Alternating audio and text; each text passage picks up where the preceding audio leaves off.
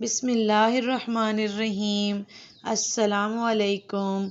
आज हम बनाना सीख रहे हैं देहाती किचन व्लॉग में ग्रीन कलर वाली जो मूंग की दाल होती है, मूंग मसूर की दाल भी इसको कहते हैं, तो ये बनाना सीख रहे हैं। सबसे पहले आपने प्रेशर कुकर में दाल को गला लेना है। उसके लिए ये मेरे पास आधा किलो मूंग मसूर की दाल है, इसको हम पानी में डाल देंगे।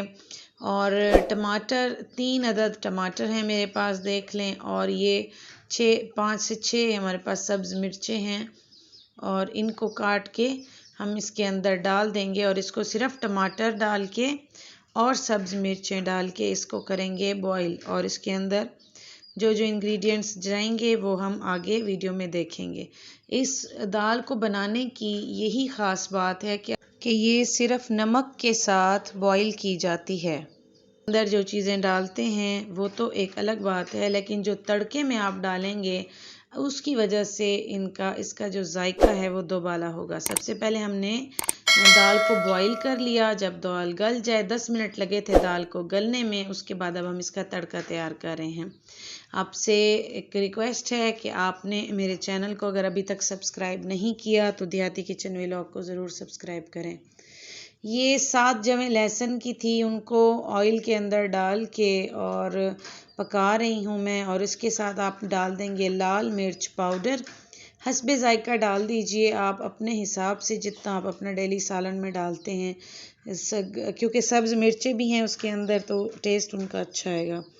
इसके बाद मैंने इसके अंदर डाल दिया जी खुश्क धनिया पाउडर और थोड़ा सा पानी का दे दिया छींटा, ताकि मेरा मसाला जले नहीं।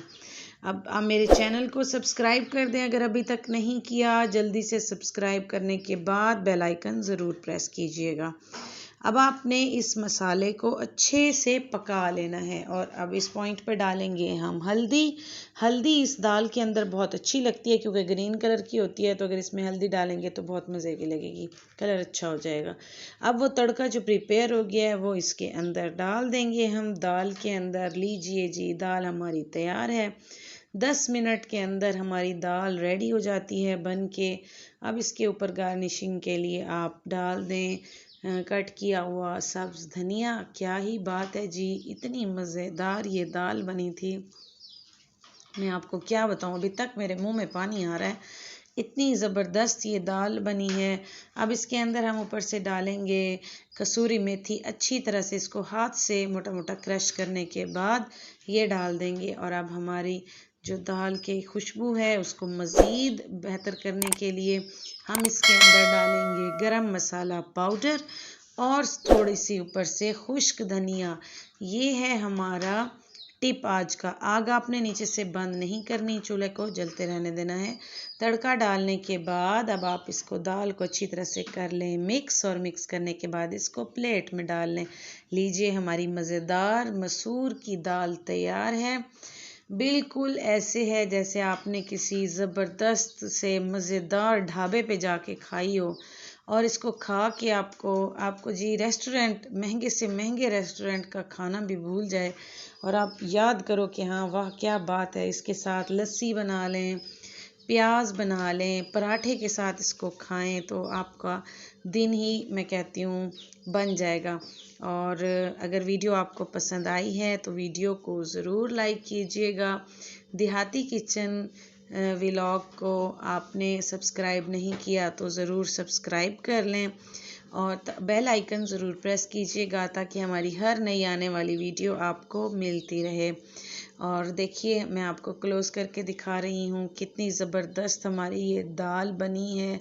पराठे के साथ खाएं, सुबह नाश्ते में खाएं, दोपहर में खाएं और इसके साथ साथ अपने प्यारों को खिलाएं और उनकी दुआएं समेटें।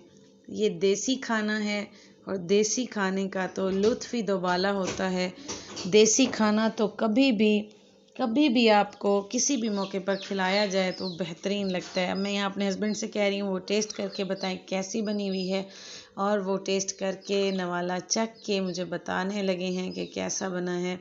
एक निवाला खा के बताएंगे अभी। इतना ज़बरदस्त इसका जायका है। आप अपने घर में ज़रूर ट्राई कीजिएगा और मुझे ज़रूर बताइएगा। देखें बहुत मेहनत से वीडियो बनाते हैं हम। इसको ज़रूर लाइक कीजिएगा। वीडियो आखिर तक देखने का बहुत शुक्रिया। अल्लाह हाफिज़।